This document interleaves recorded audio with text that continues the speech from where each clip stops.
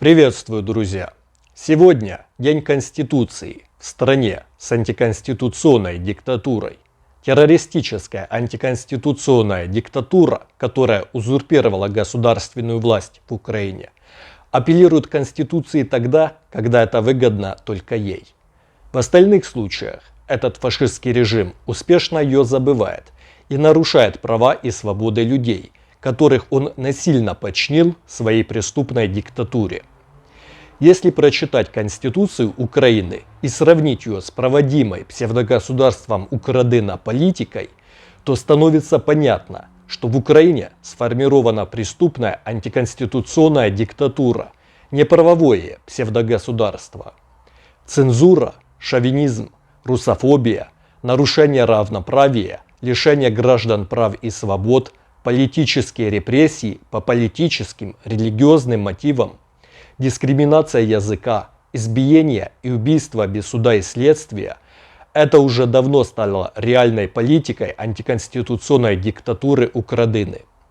Украдынцы-казнокрады превратили нашу страну в рабовладельческий концлагерь, который функционирует исключительно в целях обогащения этих оккупантов, и где людей, словно безвольную скотину, насильно удерживают как террористы-заложников и, избивая, принуждают гибнуть ради сохранения этой диктатуры. Это не конституционная республика. Если лживые украдынцы-оккупанты узурпировали государственную власть в стране и наплевали на конституцию государства, то они не имеют никакого права к ней апеллировать и насильно требовать от людей ценой своих жизней защищать их террористическую рабовладельческую диктатуру.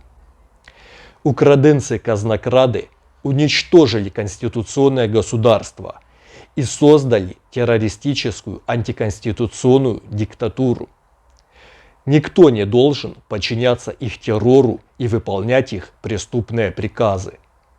Земляки, прямо сегодня прочтите Конституцию. Вспомните, на каких условиях мы договорились жить в этой стране.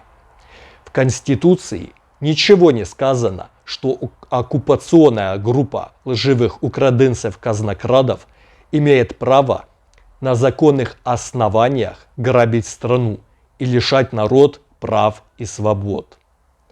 Там ясно написано, что единственным носителем власти в стране является народ.